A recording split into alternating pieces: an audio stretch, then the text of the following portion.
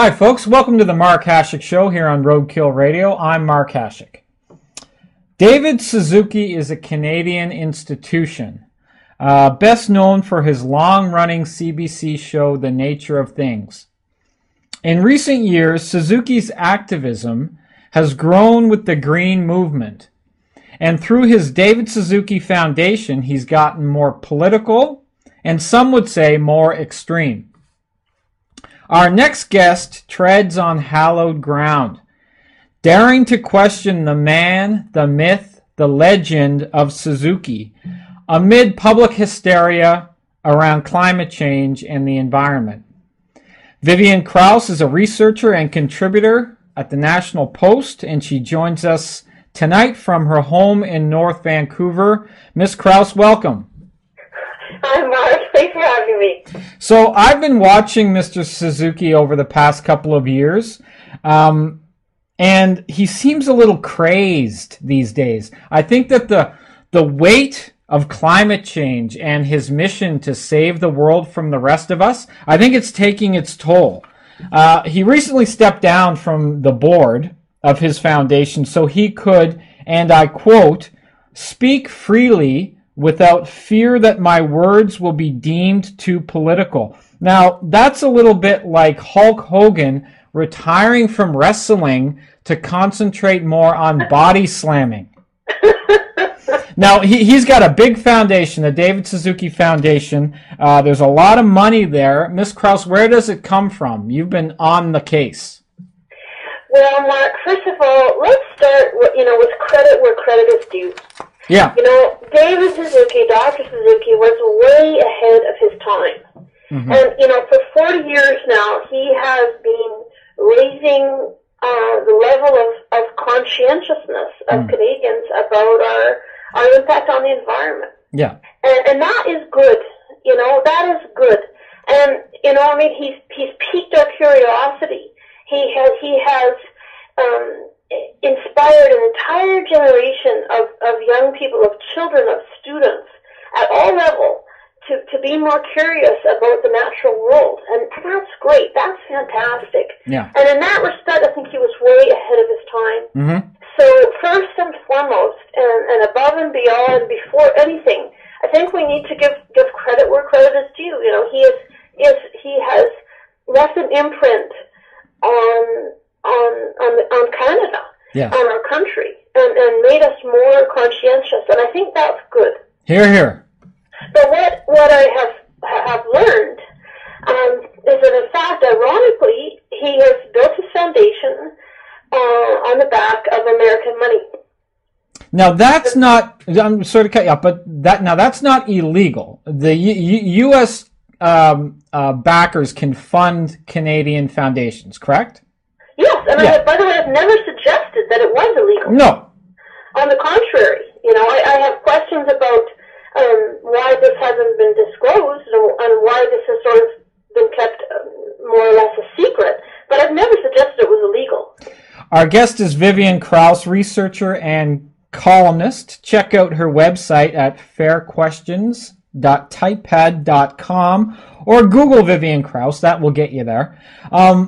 Ms. Krause, the Harper government wants, they say they want, more transparency from nonprofits like the Suzuki Foundation with regard to political activity and foreign funding. Now, Suzuki doesn't like that, does he?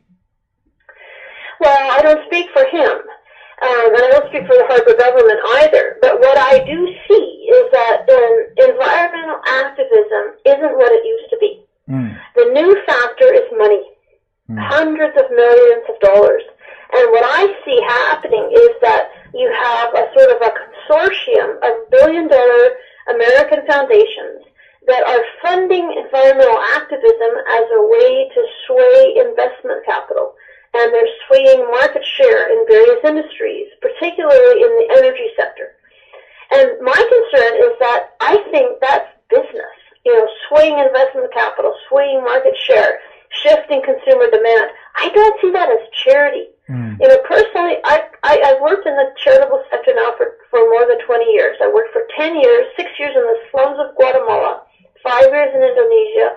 I've worked, from a volunteer to a board member of a nonprofit here in Canada, and I've seen firsthand the importance of charity. Mm-hmm. Charity is about reducing poverty.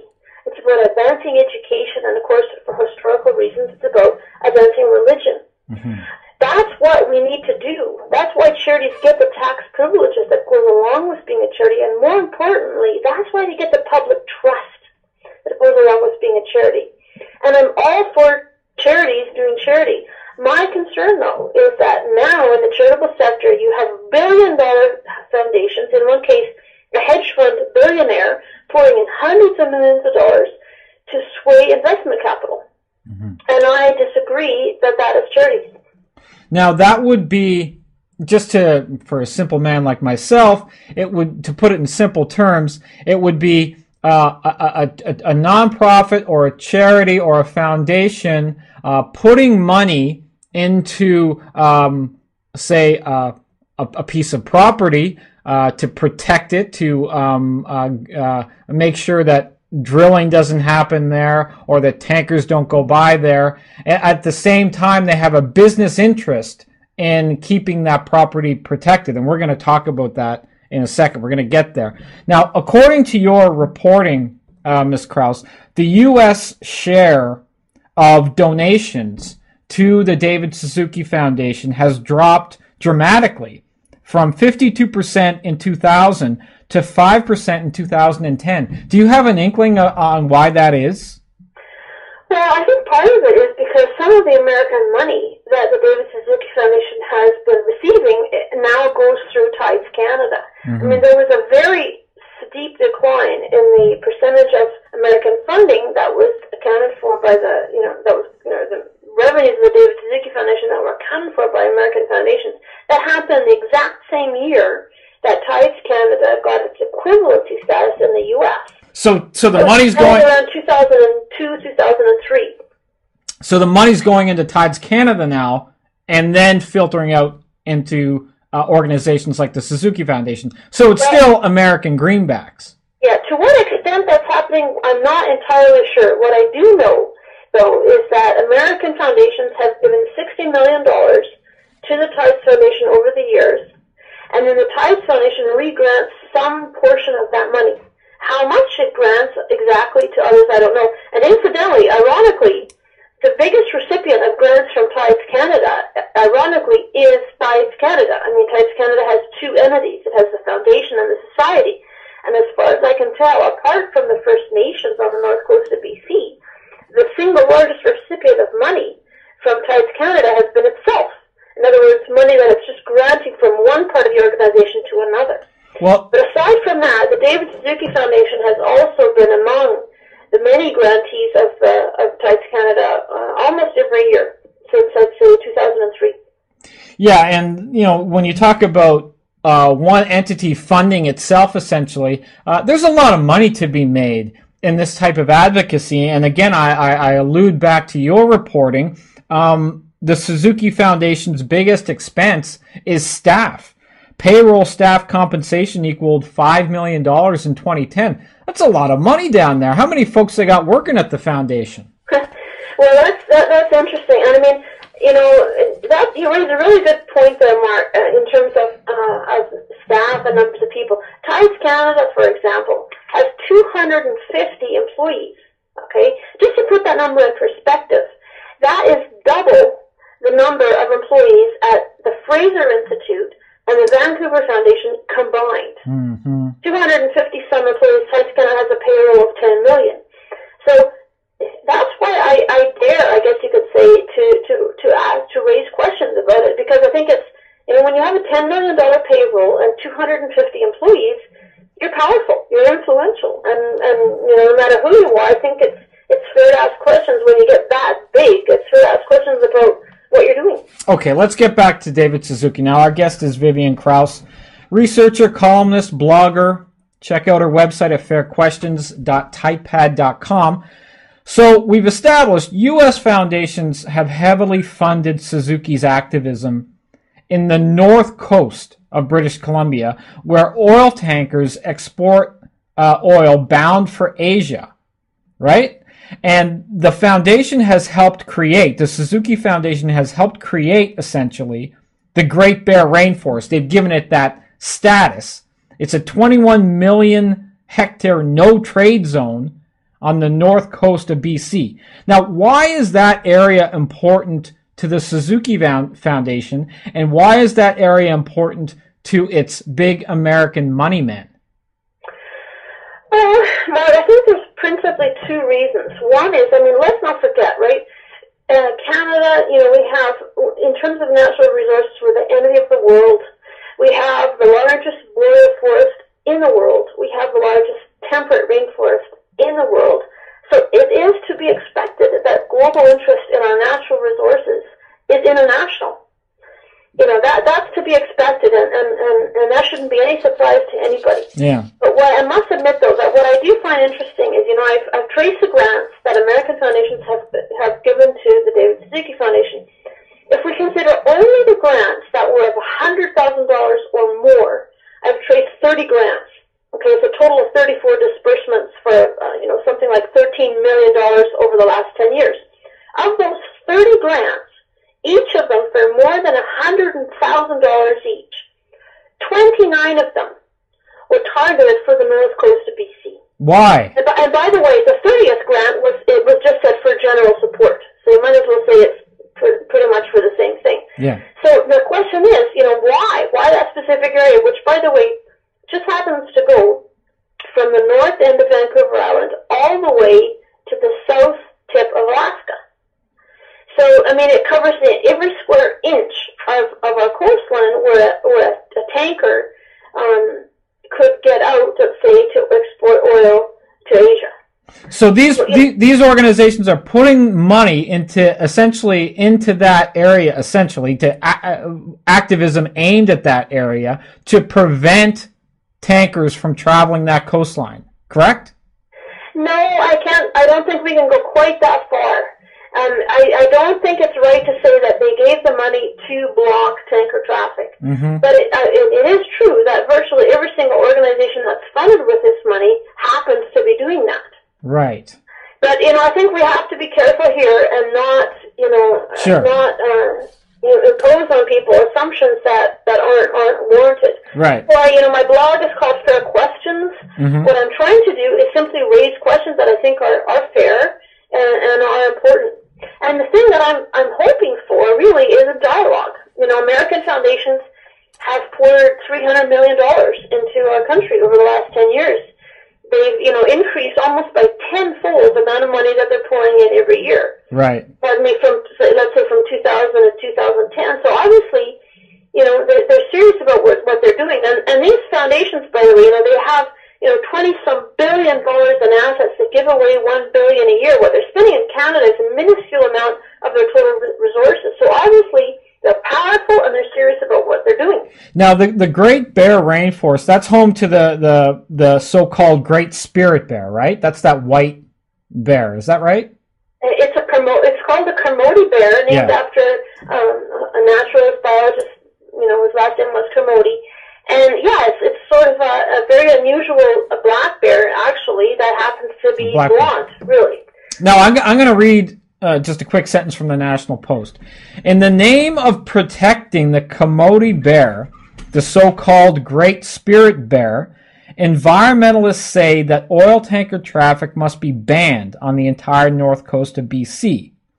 No tankers means no oil exports to Asia, and that the U.S. gets to keep its virtual monopoly on Canadian oil. Whether this was the intention all along or not, the Great Bear Rainforest has become the great trade barrier, thanks in large part to David Suzuki, Tides Canada, and their American backers. Now, is that too much of a leap? Well, those words sound awfully familiar. From my last piece in the Financial Post. That's right, but I did this intentionally. I said basically the same thing 5 minutes ago, and you said, no, we can't go there. No. The important part of that whole paragraph that you just read there is the part about whether this was intentional or not. Okay. Right? And I'm always very careful about making any sort of assumptions about the intentions of anybody. I like to assume the best of people. And we know these guys will throw a lorry at you quicker than look at you. Well, that's another issue. But what I do know also is, take, for example, the Wilberforce Foundation. Now, this is a foundation that was created by one of the founders of Microsoft. Okay, it's had nearly $100 million of Microsoft, money, basically, the wealth from one of the founders of Microsoft over the last 10 years. Yeah. And the Wilberforce Foundation specifically funded the Dogwood Initiative, which is part of the whole group of organizations that's created the Great Barrier Rainforest. Okay, so the Dogwood guys were specifically funded, and I quote, to devolve control of land on BC's north coast to First Nations communities and communities along the coast. Right. So I've got to ask myself, well, why is an American foundation trying to devolve control of land in Canada over to a particular group of people? No. I have questions about the Rockefeller Brothers Fund, for instance. Of all the Aboriginal people in the world, the ones that they've chose to fund to the tune of more than $1 million is the Aboriginal people, the First Nations people at Kitimat. Right. My question is this purely about the environment, or is there another issue here? Is there a strategic interest? Are these American foundations essentially trying to run an end game on Canada and prevent us from being able to diversify our oil exports and export oil to Asia? Well, it wouldn't be the first time the Rockefeller brothers had ulterior motives when it comes to handing out money. Now let's get back to Vancouver here. Now, Tides Canada and these other organizations, they're behind the Great Bear Rainforest deal, right? They're putting a lot of money in here. Now, coincidentally, right now in Vancouver, pipeline operator Kinder Morgan wants to increase the size of its pipeline from Alberta, which would ultimately increase tanker traffic in Vancouver Harbor. Vancouver Mayor Gregor Robertson is a former Tides Canada, director.